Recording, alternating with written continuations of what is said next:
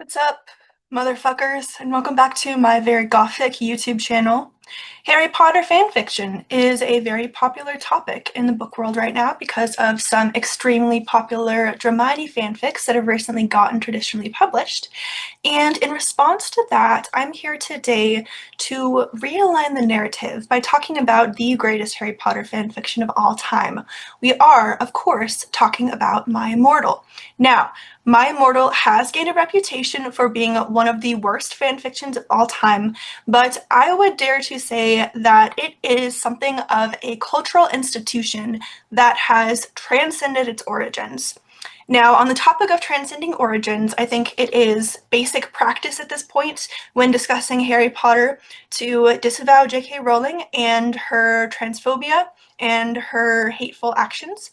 I am pretty close to getting this YouTube channel monetized, so if I were ever to make any money off of this video, I would plan on donating it to causes that support trans folk. Just always like to make that clear, that we disavow J.K. Rowling. I don't necessarily know that talking about My Immortal supports her in any way, but I can see the argument, so I felt like it was important to mention that.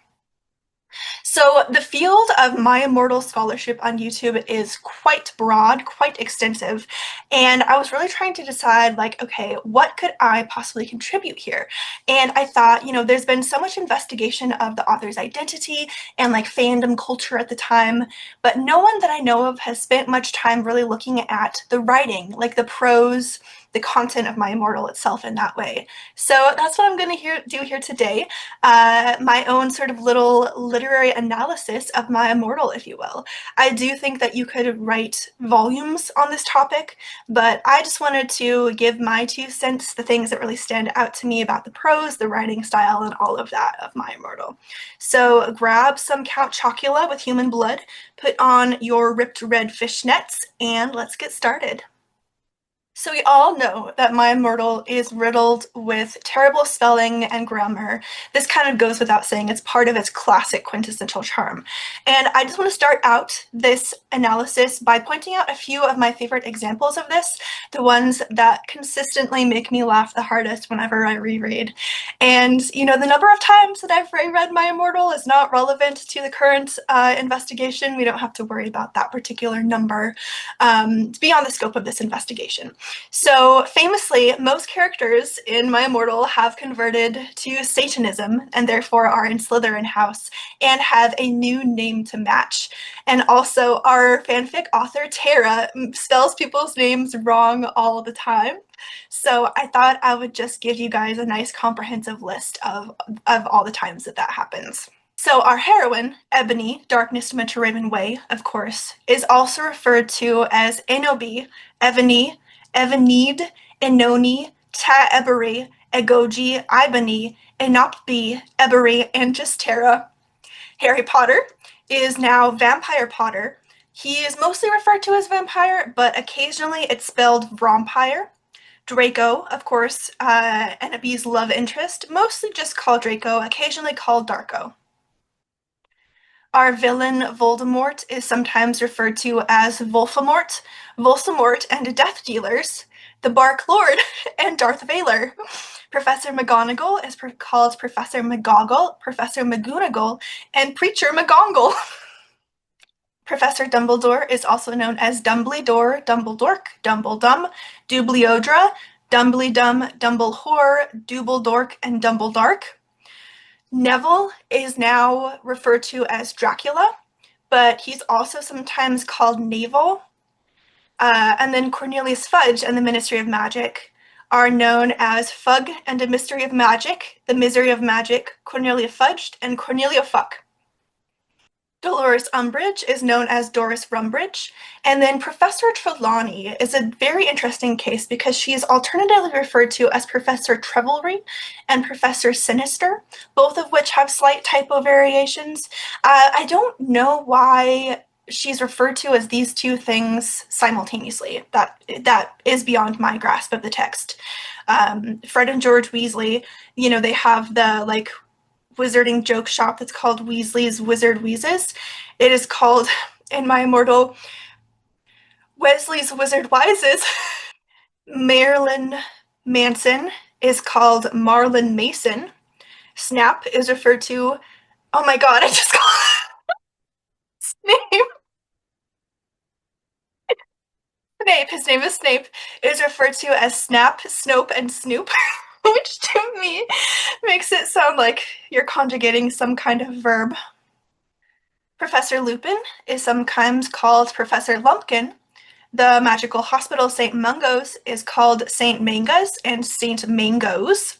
Sirius Black is referred to as Sorius, Spartacus, and Sodomize. Professor Slughorn, of course, Professor Slutborn, and Professor Slutgorn. The janitor Filch has a cat named Mrs. Norris, but they are often called Filth and Mr. Norris, and she regularly confuses which one is the cat and which one is the person. Our next section is just going to be like the general creme de la creme of overall typos, not just related to names. The first four of these I categorized together because they are all similarly scatological. So we have hair described as waist length, W-A-S-T-E length, instead of waist as in the part of the body. Draco and Vampire, arguing over sitting next to enemy, argue that they want to shit next to her. Everybody crapped instead of everybody clapped, which of course, you know, in and of itself is like a classic fanfic moment, right? Like everybody claps because of how hot we looked when we were kissing or whatever. Next one, I whipped and wept as my bloody eyeliner streamed down my cheeks and made cool tears down my feces. Okay, so you can see why I grouped those all together. Moving on, I ran out of the room and into the Forbidden Forest where I had lost my virility to Draco, and then I started to burst into tears. Famously, Lupin masticates instead of masturbates. Later on, it's clear that Tara has gotten some criticism for spelling it wrong. She then spells it masturbated, and then in an author's note says C is that spelled wrong. It is still spelled wrong, but she is closer the second time. People point their wombs instead of their wands. Alabaster is called Alabastard. The wizard prison Azkaban is known as Azerbaijan. We have Count Chorkula instead of Count Chocula. Honkerchief instead of handkerchief. And then for our spells, of course, the classic killing curse in Harry Potter is Avada Kedavra. Tara refers to this as abracadabra and alacadabra, and sometimes people shout the name of Hermione's cat, Crookshanks, as a spell. So the next thing that really stands out to me when we talk about prose in My Immortal is that Tara has this very idiosyncratic writing style with some particular quirks that you see all the way throughout. Her insults are famous, of course, I think mostly for the part when Dumbledore first yells at Ebony and Draco after they're having sex in the Forbidden Forest, but I put together a full list of all of the insults that follow the same format of you adjective insults, right? So, you ludicrous fools, you mediocre dunces, you ridiculous dimwit, you horny simpletons, you despicable snobs, you despicable prepz, you ludicrous, spelled like the rapper, idiot, you inlocent fools, you idiotic donderheads, you ridiculous donderhead. Another marker of Tara's prose is that she uses synonyms for said very often. This is like a very classic piece of beginner writing advice, right? Like you want to use other verbs instead of said. And then people tend to go overboard with it, just like Tara does. So here's a couple of famous passages of that. What's your name? I questioned. My name's Harry Potter, although most people call me Vampire these days, he grumbled. Why? I exclaimed. Because I love the taste of human blood, he giggled. Well, I'm a vampire, I confessed. Really? He whimpered. Yeah, I roared. So that's passage one. Here's passage two. Accuse me? What about me? I growled. But, he grunted. You fucking bastard, I moaned. No, wait, it's not what it fucking looks like, he shouted. Okay, and then our last one example of this, short but sweet. What's she talking about? Lupin slurped as he sat in chains. Tara also does the same thing with adverbs, often to extremely iconic effect. A few examples of that. Hi, vampire, I said flirtily as I started to sob. I got up suicidally. You guys are in a Latin stand-of, I shouted despairedly. I've had enough of you Satanists in my school, shouted Dumbledore spuriously. We went to potions class sexily. And then sometimes all of these elements that I've mentioned so far come together to create some of the story's best lines of all, in my opinion. So, "Dare excused from school today," Sotomize moaned sexily. "Crucius," I shouted selectively, pontificating my black wand, and she started screaming because she was being tortured, and I laughed sadistically. "Where's Draco?" I asked spuriously. "Draco? You mean that fucking poser who betrayed you?" Vampire snarkled with anger in his sexy voice. "I know, but we have to find him," I said, smarty. "I'll do it, Den," Harry said angstily. "Okay," I agreed. The other thing that I feel very strongly is that when you're reading My Immortal, usually like laughing hysterically with a group of friends as you take turns, you're just kind of hit with like wave after wave of psychic damage. And so you don't really get to take the time necessary to absorb the true implications of some of the writing. And some of those implications are really like world altering.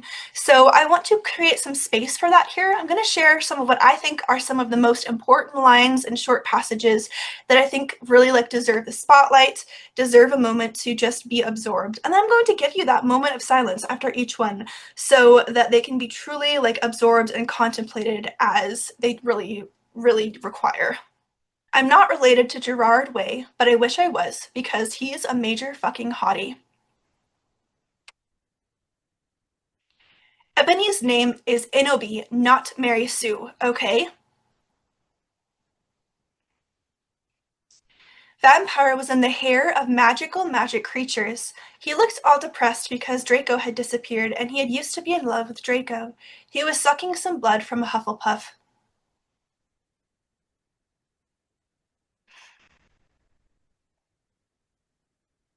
Some of this chapter is extremely scray, viewer excretion advised.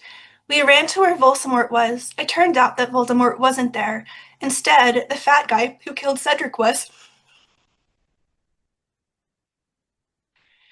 "Snaketail, what art thou doing?" called Voldemort. Then, he started coming. We could hear his high heels clacking to us. We had pot, coke, and crack. BTW ever need a poor blood, so dare. Snake and Lupin were in the middle of the empty hall, doing it, and Dobby was watching. "Oh my god, you ludicrous idiot!" they both shouted angrily when they saw me. Dobby ran away crying. "Sire, our dads have been shot," Draco said while we whipped some tears from his white face. "Inobi had a vision in a dream." Dubliodra started to cockle. "Ha ha ha! And how do you expect me to know Ebony's not divisional?" I glared at Dumbledore. "Look, motherfucker," he said angrily as Dumbledore gasped. "See, is that too to character? You know very well that I'm not decisional. Now get some fucking people out there to look for Sirius and Lucian Porto." "Okay," he said in an intimated voice. "Where are they?" I thought about it. Then all of a sudden, Longdon.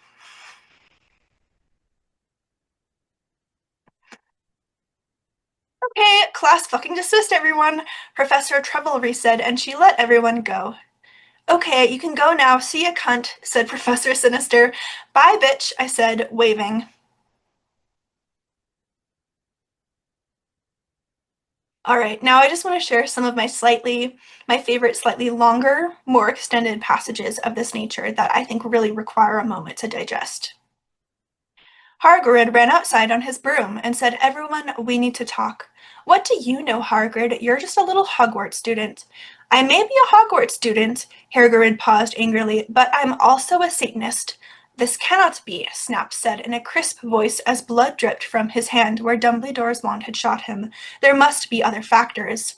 "You don't have any," I yelled, and madly. Lupin held up the camera, triumphantly. "The lens may be ruined, but the tape is still there." I felt faint, more than I normally do, like how it feels when you're not drinking enough blood. "Why are you doing this?" Lupin said angrily while he rubbed his dirty hands on his cloak. And then I heard the words that I had heard before, but not from him. I did not know whether to feel shocked and happy, or bite him and drink his blood because I felt faint. "Because, because," Hagrid said, and he paused in the air, dramatically, waving his wand in the air. Then swooped he in, singing to the tune of a Gothic version of a song by 50 Cent. Because you're Gothic? Snap asked in a little afraid voice, because he was afraid to admit he was connected with Satan. Because I love her. This passage is like still almost impenetrable to me, and for that I respect it a great deal. Our next extended passage. Vampire got out his black invincibility coke. We both got under it. We saw the janitor, Mr. Norris, there, shouting angrily with a flashlight in his hand. Who's there? He shouted angrily. We saw Filth come. He went under the invisibility cloak and started to meow loudly. Is anyone there? Yelled Mr. Norris. No, fuck you. You preppy little poser, son of a fucking bitch, Vampire said under his breast in a disgusted way. Excuse me, who said that? Yelled Mr. Norris. Then he heard Filch meow. Filth, is there anyone under the cloak? He asked. Filth nodded. And then Vampire Frenched me. He did it just as ... Mr. Norris was taking off the cloak. What the? He yelled, but it was too late now because we were ruining away from him. I really think that we should all start using that insult, preppy little poser son of a fucking bitch. I think it's kind of a mouthful, but it really gets the point across. I also just love the fact that Filch the cat can understand human language, and Mr. Norris knows that there is an invisibility cloak, but he has to like confer with the cat about whether or not there's someone underneath it. Next passage.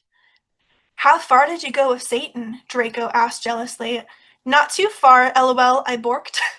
Will you have to do it with him? Draco asked angstily. I hop not too far, I shouted angrily. Then I felt bad for shooting at him. I said sorry. We Frenched. What happened to Snipe? I growled. You will see, Draco giggled mistressly. He opened a door. Snap and Lumpkin were there. Sirius was pokering them by stabbing them with a black knife. No, please, Lumpkin bagged as Sirius started to suck his blood. I laughed statistically.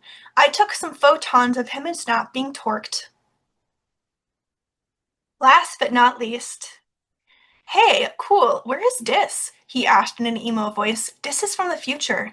Dumbledore's iPod that he tried to take away from me was really also a Tim machine, I told him. Cool, what's an eye patch? He whimpered. It's something you use to listen to music, I yacked. OMFG, cool. Wait, what's a four-letter word for dirt? He asked in his sexy voice. I guess sand? I said confusedly. Yeah, I was just trying to make sure you were still the same person. He triumphantly giggled. Suddenly, Satan started to cry. Are you okay, Satan? We asked concernedly. OMFG, you're from the future. What if you don't like me anymore because we're from different times? He asked. No, I still like you, I said sexily to him. Okay, he said reassuredly.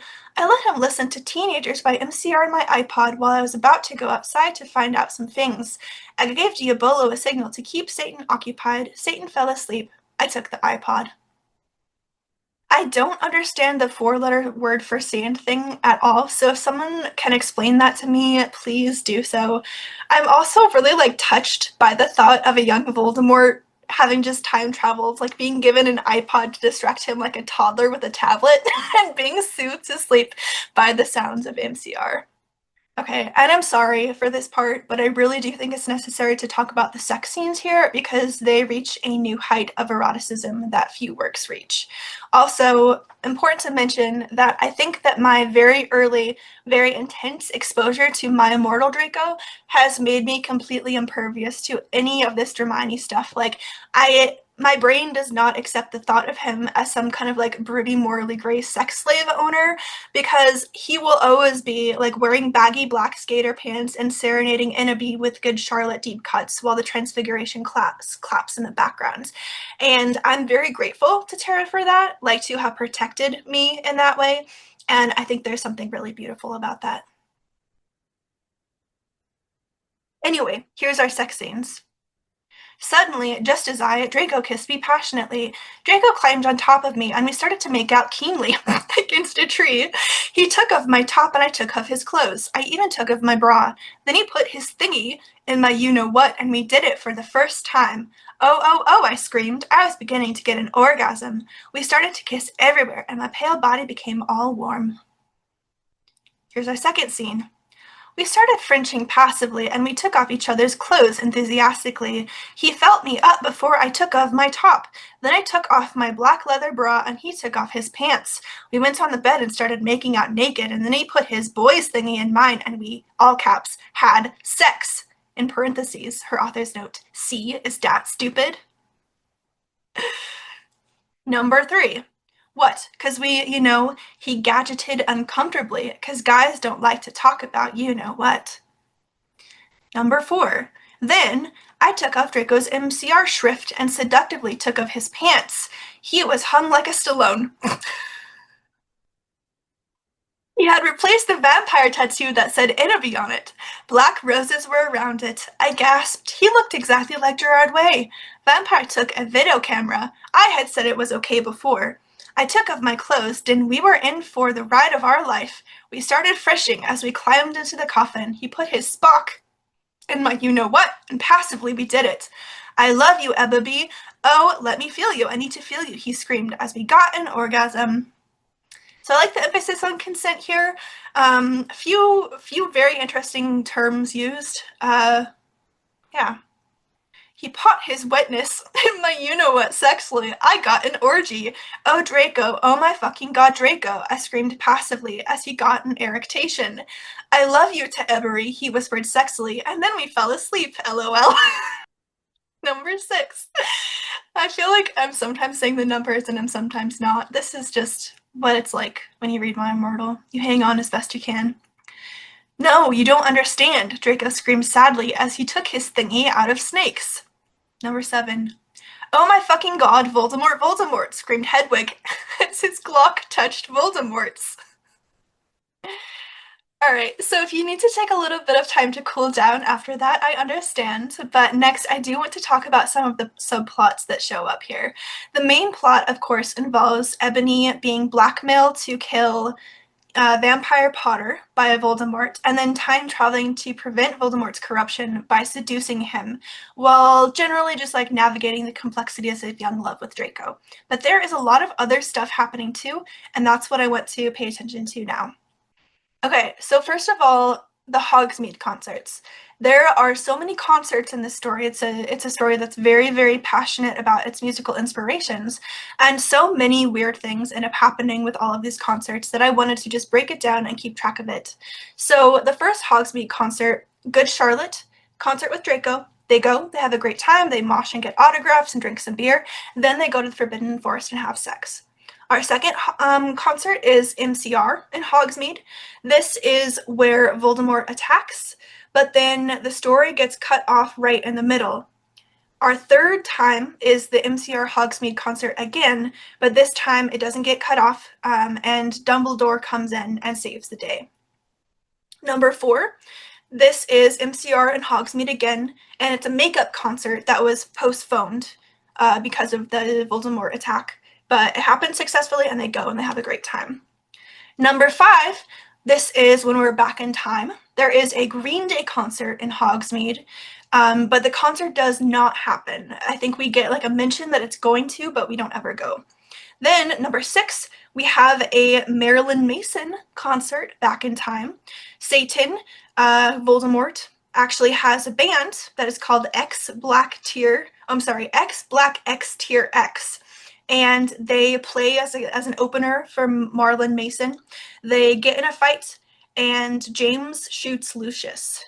However, this was a draft in Tara's fan fiction account, and a troll / hacker hacked into her account, posted this, and then posted their own ironic ending to the chapter. And so this was she was working on it, and then it got hacked and posted before she was ready. The last concert that we have is her version of this Marilyn Manson concert, where Tara posts it herself this time and concludes it the way that she chooses to conclude it. So that is the saga of the super gothic concerts that are happening in Hogsmeade. It's quite a chaotic venue. I don't know that I would personally feel safe going myself, but hey, you gotta see MCR when you can. The next subplot is the saga of Dumbledore throughout the story. I think you could argue that not too many characters experience a ton of character growth, but Dumbledore experiences so many like subplots and so many dramatic transformations and trials and tribulations that I want to share with you now. So, our first introduction to Dumbledore in the story, he finds Ebony and Draco having sex in the forest, and he says his iconic line, "What the hell are you doing, you motherfuckers?" Now, apparently, there was some blowback about this because in the next author's note, Tara says, "The only reason Dumbledore swore is because he had a headache, okay, and on top of that, he was mad at him for having sex." So, early on, you have established Tara feels very strongly that she needs to defend Dumbledore's choice to call the children motherfuckers. Our second point of Dumbledore characterization, he does not care that Voldemort has Draco bondage. That is a direct quote, by the way. That's what Ebony tells him, that Voldemort has Draco bondage. He's like, I don't care. No, he said meanly, I don't give a darn what Voldemort does to Draco, not after how much he misbehaved in school, especially with you, Ebony, he said while he frowned, looking at me. Besides, I never liked him that much anyway. Then he walked away. So second point, Dumbledore does not care about rescuing kidnapped students if they have sex outside of school grounds and like do a little bit of mischief. Our next point of characterization for Dumbledore, he rescues everybody when Voldemort attacks the MCR concert. Suddenly, a gothic old man flew in on his broomstick. He had long black hair and a long black beard.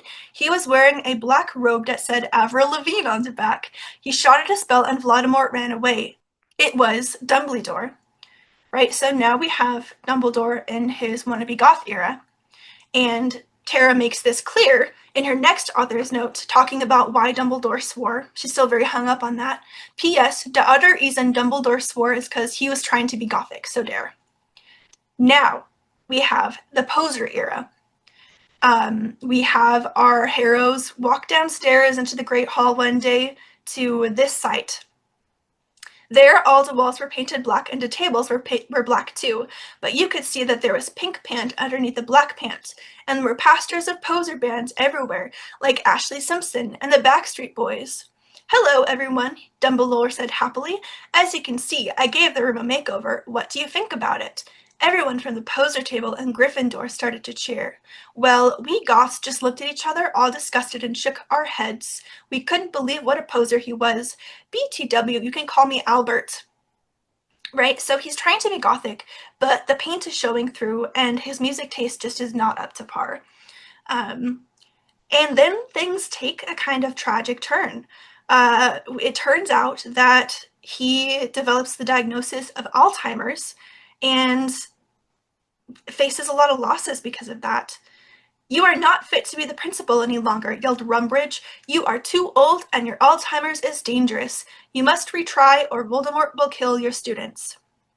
And it also seems like Tara might have gotten a little bit of backlash for maybe the ageism here, for the ableism inherent in this turn for Dumbledore, because in her next author's note she says, "Sauce for saying Alzheimer's is dangerous, but that's the mystery's opinion, because society basically sucks."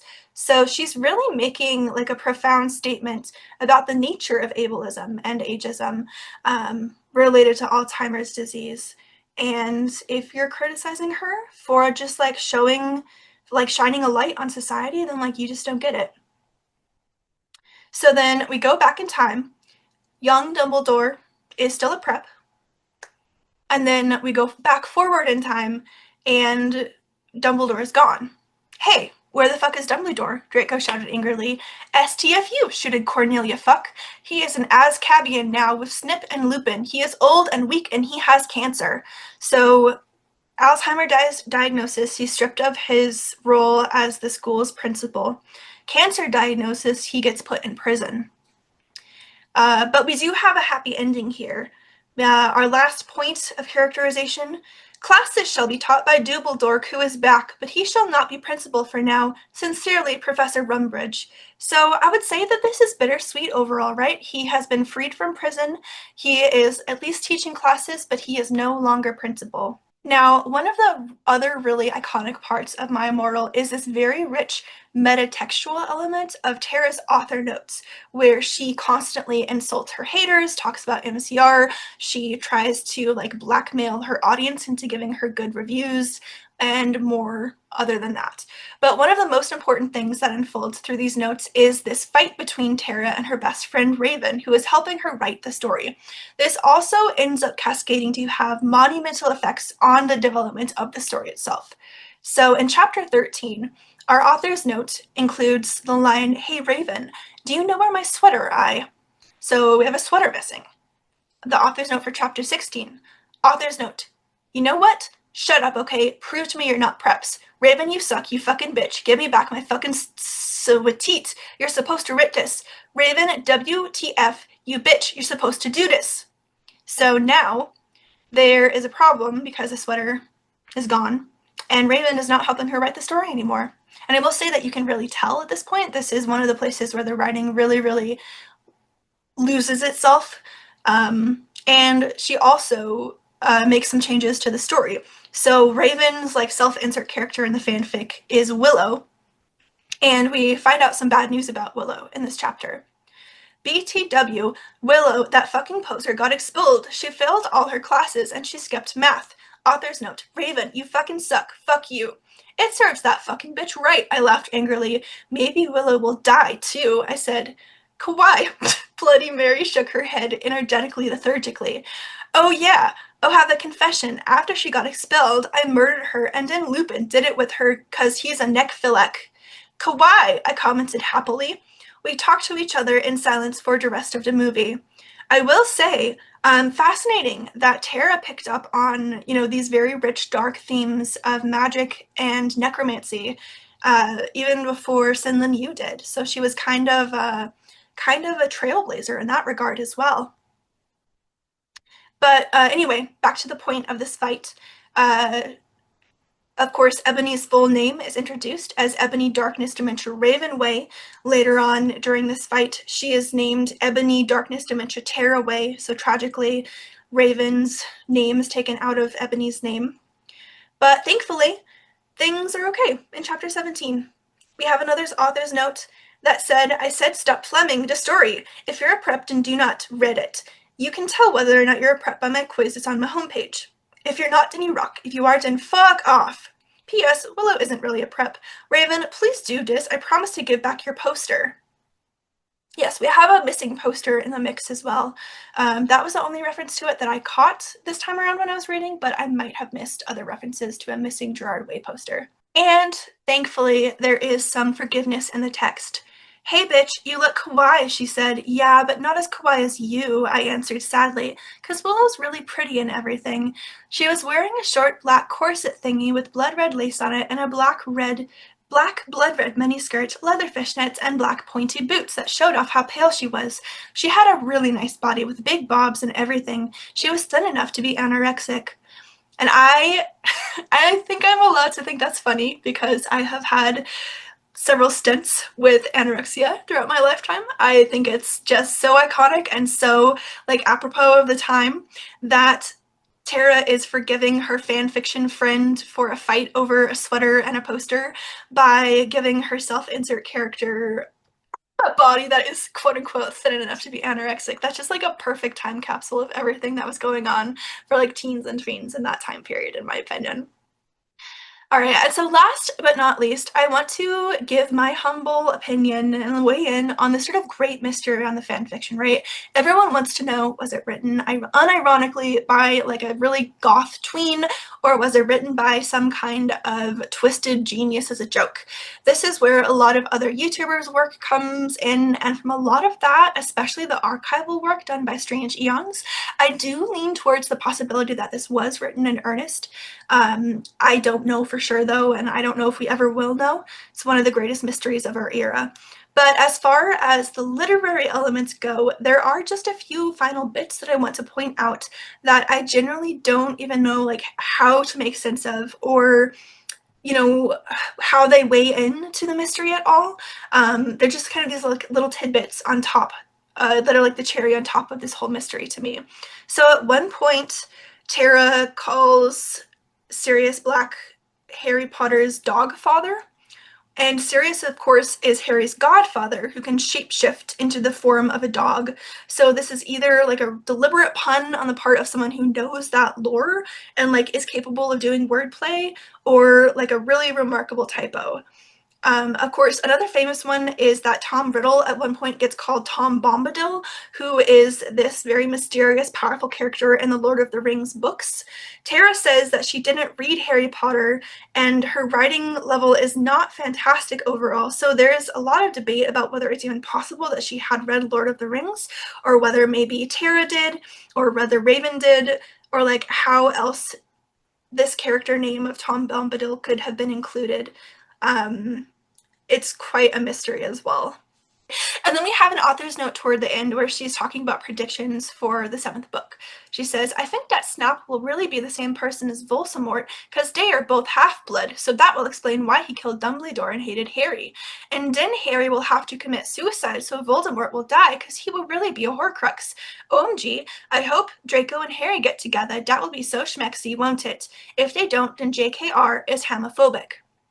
So I was never a part of the Harry Potter fandom, really, and I don't know if it was like commonplace for people to accurately predict the whole plot point of Harry being a Horcrux.